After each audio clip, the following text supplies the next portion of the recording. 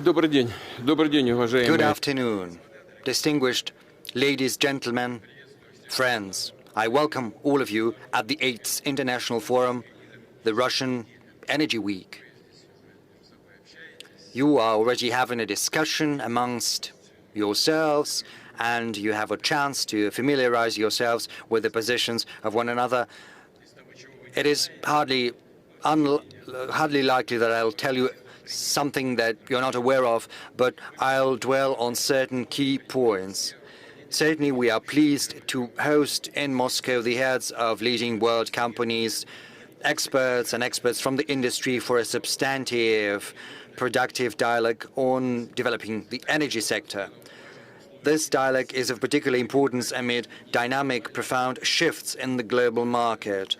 And this is precisely this stage that our energy and service companies are at, as well as suppliers and consumers of energy resources and whole countries. In the course of my remarks, I will broach certain major trends of the modern energy sector, and I will certainly share our perspective on the challenges facing the global and the Russian energy sector.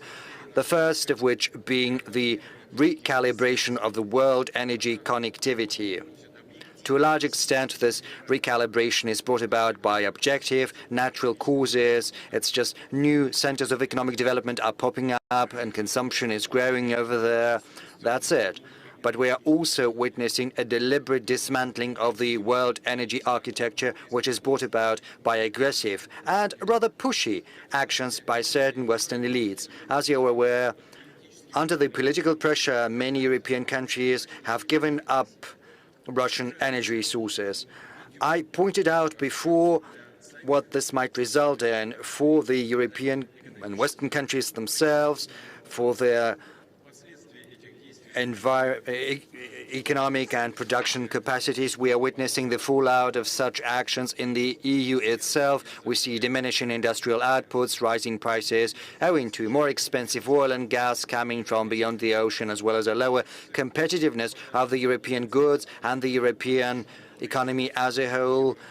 According to Eurostat, the industrial output in the Eurozone in July this year is 1.2% lower than the average over 2021, and we see a continued slowdown, a continued decrease of industrial output, and the engine of EU growth, namely Germany in July, it decreased by 6.6% as compared to the average 2021 levels. But I'm not talking about the European problems here. I'm talking about the world energy market at large, which is undergoing a reformatting of supply chains, which has an objective character. We see a reorientation of energy logistics to the global south, the dynamically developing countries of the Asia-Pacific, Africa, and Latin America through more reliable routes with new hubs, new ports that take into account both the current and the future needs of the consumers. And these needs are growing year in, year out, just as the world economy is growing. The pace might be different, but still it's in the positive figures. The world oil demand this year is estimated to stand at 105 million barrels per day. That is 1 million more than last year. The main factors driving the growing consumption include the active development of petrochemistry. It's growing at a pace higher than the GDP growth on average, and the transportation, because even though there are plans to give up internal combustion engines, still these plans are deferred, and for many years to come, cars using petrol are still going to be in use. Yes, there are electric engines, but still you need to get electricity because it does not magically appear in the plug, in the socket. You still need oil or coal or something else to produce this power, this electricity. Russia still retains the position of one of the leading oil producers, despite the malafide competition mechanisms used against us. We account for about 10% of the world oil production. This year we will have produced 510 million tons, which is 1% lower than last year. But I would like to draw attention to the fact that we are doing that in conformity with the OPEC Plus agreements. That is a voluntary cut. The Russian oil sector is working sustainably. It's preparing plans for the future. Our companies not only reliably supply our internal market through developing the processing of oil, but in the light of difficult external environment, they're also showing flexibility. They've managed to foster new channels for supplies and payments. In the past, the export of our oil and oil products mostly was oriented towards one single consumer, namely the EU, but right now the geographic range has expanded significantly. As I pointed out before, Russia is continuing its cooperation as part of OPEC Plus based on our mutual interests, our partners, and we are performing our obligations with a view to rebalance in the world oil market. But this is being done not just for the sake of the producer, but also for the sake of the customer. And the results are already evident. We see the volume of supply in the market as well as the current prices. These parameters fit both the needs of the consumers and the producers. It helps launch investment projects and also creates an environment to ensure predictability in the global economy, and predictability in the oil market is probably one of the most important achievements we can boast of. As far as the world gas market is concerned, in that particular regard, the supply chains are shifting as well, and the reasons are objective. We see a steady increase in gas consumption in the Asia-Pacific, in the Middle East, and in Latin America, whereas in Europe, the gas demand is still at levels lower than 2019 because their industrial output is decreasing, so they don't need as much as they used to. It's as simple as that. So it might seem that the fact that certain European countries have given up Russian gas, the blow-up of Nord Streams, would have severed us from conventional markets and dealt a blow to an important part of our energy sector. And indeed, we have to admit, at first our gas exports decreased somewhat, only to bounce back and start growing. It has not fully recovered, but the direction is evident. The move by the EU has only accelerated the shift in our priorities in favor of more promising, reliable clients. Countries know their interests and they act rationally based on those interests. Our gas companies provide these markets with reliable supplies,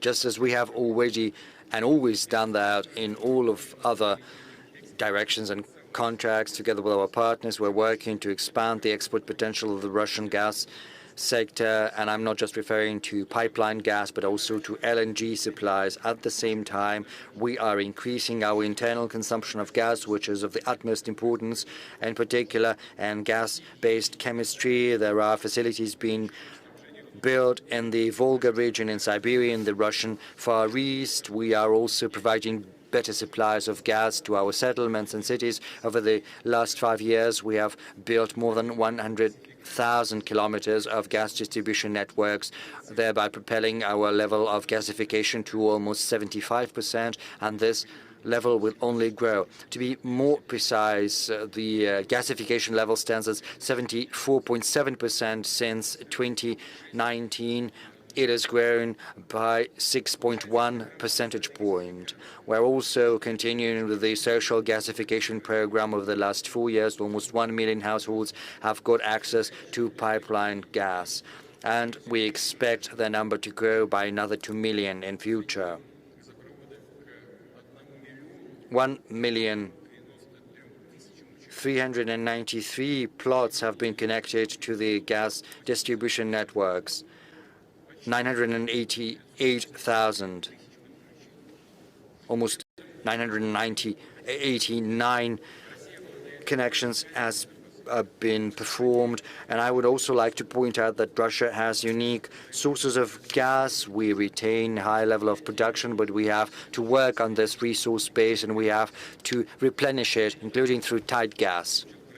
At the beginning of this year, I've instructed the government to draft a special program for the hub of our gas sector, Yamalo-Nenetsky Autonomous District. I would like to ask the colleagues to do that within the time frame defined and to launch this program as soon as possible. A couple of words about the coal sector. Despite negative forecasts by certain experts, coal still holds a significant share in the world energy mix.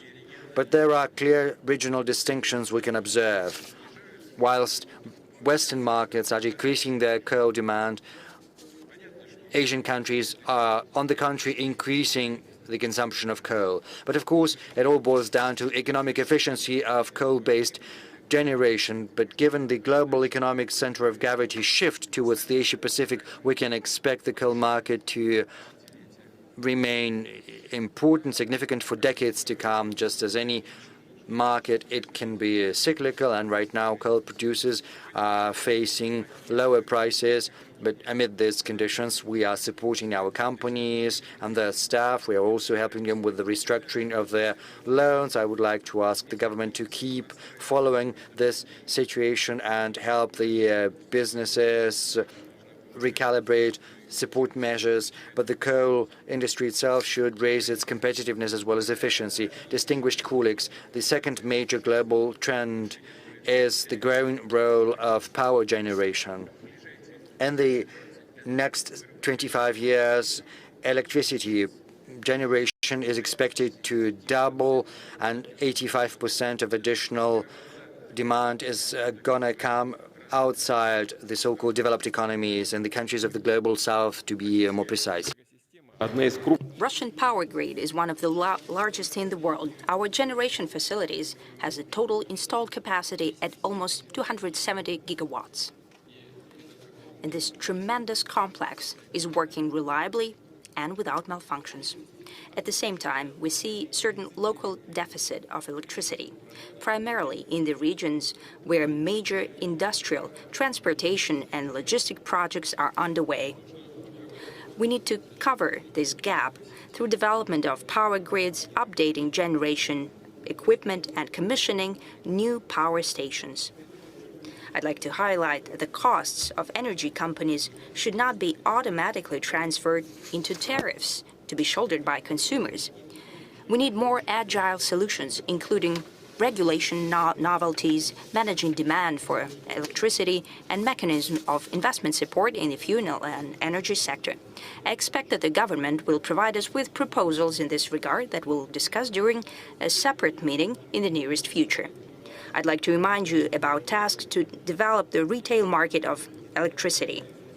Its conditions and tariff rate should be aligned both with the generation companies and consumers, households, organizations, and enterprises.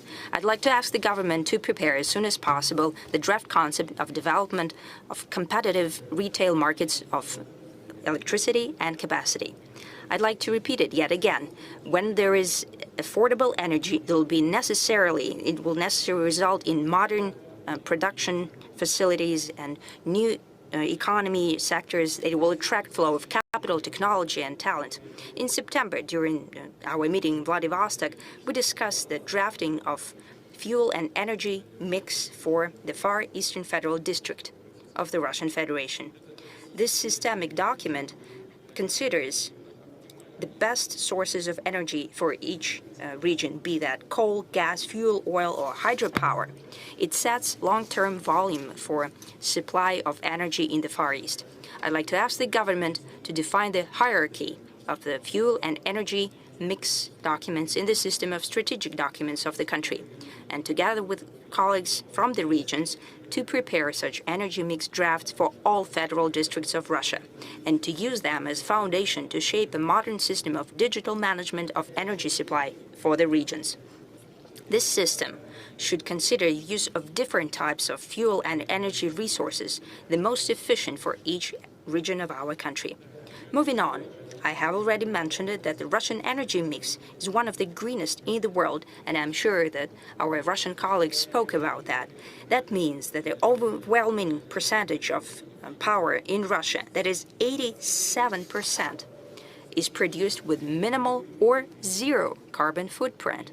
By that, I mean natural gas and nuclear generation, renewables and hydropower. Our companies are implementing the green projects and long-term generation, not only in Russia but abroad as well.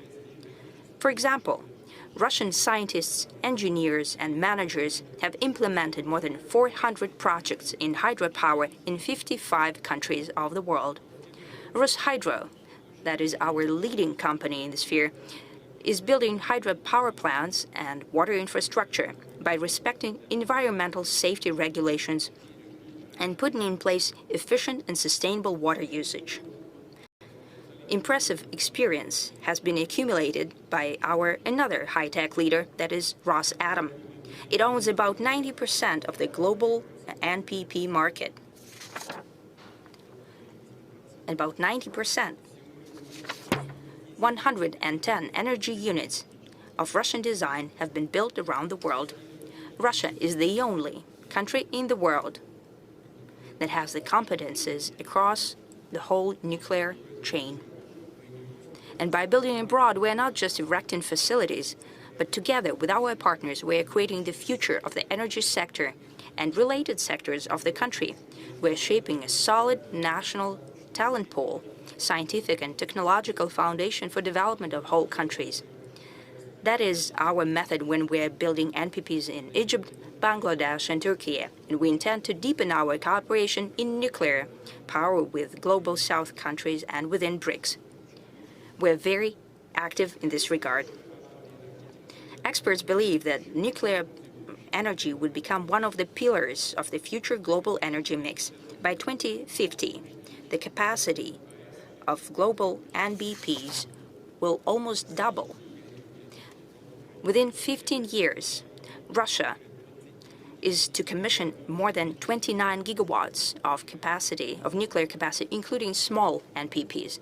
And small NPPs is our unique project. Nothing parallels us in the world. Nuclear generation will be installed in the Far East and Siberia.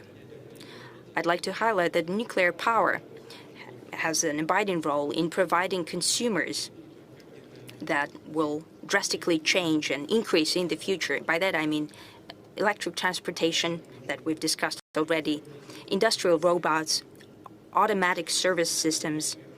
Electricity appetites of digital economy is on the rise, including artificial intelligence instruments, blockchain, data storage and processing facilities. The energy consumption by data centers in the world is estimated to be comparable with all of the heavy industry.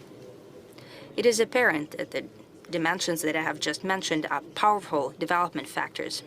They largely define the global competitive advantage of the countries, efficiency of national economies, and the quality of life of people. And that means that our plans for development of Russian fuel and energy sector should keep these trends in mind. And we try to do that. And I suggest that we supply digital economy and data centers specifically through local generation, power plants where resources are used that the specialists are called locked-in resources. That means that it's expensive to transport and it's too far away. Therefore, it's more efficient to use them in situ, that is, in place where they're produced. I'd like to ask the government to work on proposals to such a model and to work on the use of advanced clean coal generation to provide for the needs of digital infrastructure, data centers and processing centers and so on. Such facilities situated in the immediate vicinity of our coal-producing regions means modern jobs and diversification of local economy. Friends, moving on to the third feature of the modern energy sector, or rather the challenge that is facing the actors on this global market. By that I mean technological sovereignty of oil, gas, and other energy supplying countries. And I'm sure that you've spoken about that as well during your conference. We've seen how the Western elites overnight refused to service the equipment in Russia for the fuel sector. They officially declared that will not deliver on their commitments. They have proven yet again that they are unreliable partners and that their actions are directly tied with the political situation. And sometimes this political situation is being used for unsavory competition. We'll see that the commercial companies were forced to do that under the pressure from their ruling elites. Still, it's a cold hard fact that the Western technologies and equipment for the fuels and energy sector could become unavailable at any moment for geopolitical reasons. Unavailable not only for Russia, but for any other energy supplier that the West considers, someone in the West considers inconvenient competition or simply an uncooperative country. And everyone should keep that in mind. That is the reality of today. But I'm sure you all understand that fully well. That means that we need to actively shift the status of country energy suppliers, shifting from purchasing the equipment toward technological leadership. By shaping a fully fledged energy sovereignty at the national level, starting from production and processing of resources, moving on to the transportation of already produced goods. You know that Russian energy sector has already deployed the process of achieving technological leadership. In essence, that's a powerful engine of the whole Russian industry and science. Our authorities, energy companies, enterprises, and research institutions are working together, discussing these issues and agreeing on specific steps. Actually, it is here on the margins of the Energy Week, the Coordination Council on Import Substitution in Oil and Gas sector has taken place. You know, what's happening here? I have been talking to our companies. First, initially, I have to admit, we were doing reverse engineering, but quite soon we started to move on from there. You know, sometimes they're meeting with some of their partners in Europe, for example. What's happening there? They have to cut down on their personnel, and our market was one of the main markets where they used to send their high-tech products. They had to abandon our market, meaning that their production becomes cost ineffective. They have to cut down on their personnel. They're losing their technologies. In turn, our specialists are developing technologies, and they're becoming technological leaders because we can produce homegrown technologies at a cost-effective level. And we're starting to get partners from around the world that are purchasing this equipment from Russian companies now. They used to buy it in Europe. That was yesterday, but today they're buying from Russia. So what did they do? So simply, like in that anecdote, someone buys a ticket just to spite the train driver and does not get on that train later. That is the reality of today. Domestic services are already covering the main demand for boron in Russia. We have increase in manufacturing of production equipment and chemicals. We're introducing our homegrown technological solutions in servicing deposits and infrastructure. Many of the things that I've mentioned before was previously done by foreign companies. Now it is being done by our specialists. Russia has tremendous engineering potential and serious scientific and practical experience in our fuel and energy sector, which has been time-tested, that they have proven their efficiency in harsh climate and inclement weather. We have competence, experience, and best practices in order to achieve progress even in the most complex sector of energy landscape and to recover tight reserves, which is especially important for the oil industry. And we'll be doing that not only independently, but also together with friendly countries that are fully well aware of the geopolitical risks. Russia is providing comprehensive technological cooperation of energy-producing countries free from sanctions and foreign pressure. A true partnership based on exchange of experience, knowledge, creating industrial alliances, and results of such a partnership will benefit everyone who's taking part in that work. You know, as for equipment, I've just spoken about it. And I was talking about nuclear power. And here, Russia is an absolute leader. We're independent from anyone. Everything done in the nuclear energy is fully implemented in Russia. And that will be the case for all types of energy sectors. In oil and gas equipment, the same will happen. Colleagues, business and expert communities are becoming more vocal in their opinion that the world is entering the era of energy realism. Reckless, and I would say irresponsible, steps of some of the Western elites have resulted in the fact that the priority is given not to the modalities of energy transition on comparison of emission volumes from different types of fuel. An ever more abiding and significant role is being played by the very access to fuel and energy, the grids and pipelines in place, and installed capacity of the energy systems.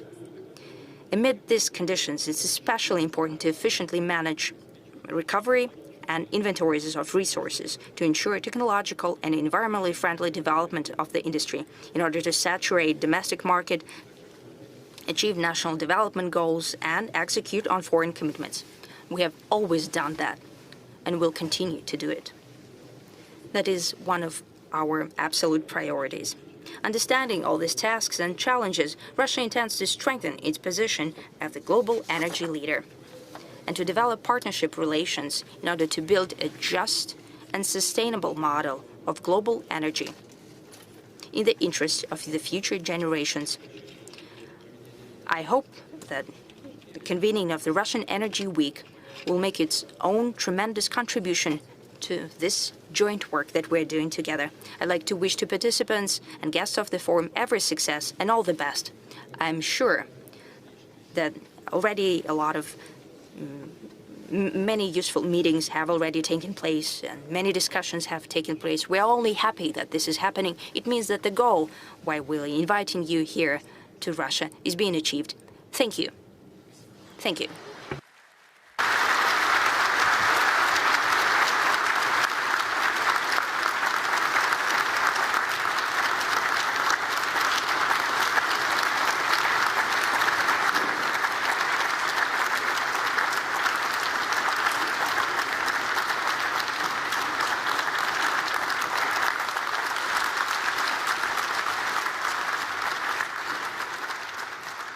Stay informed on the world's shifting power. Subscribe to the Watchtower Report, where strategy meets reality.